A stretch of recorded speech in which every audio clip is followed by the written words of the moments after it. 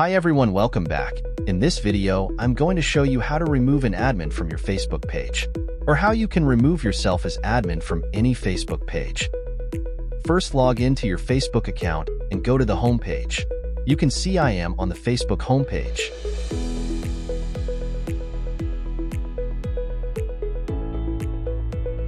Next, click on the profile image and select the page from which you want to remove admin.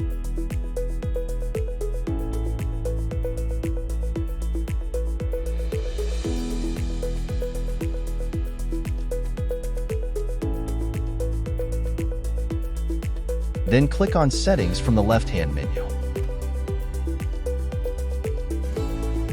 Next, click on Page Setup.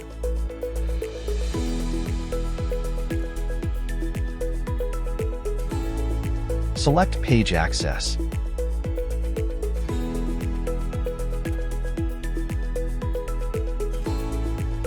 Here you'll see a list of everyone who has a role on your page.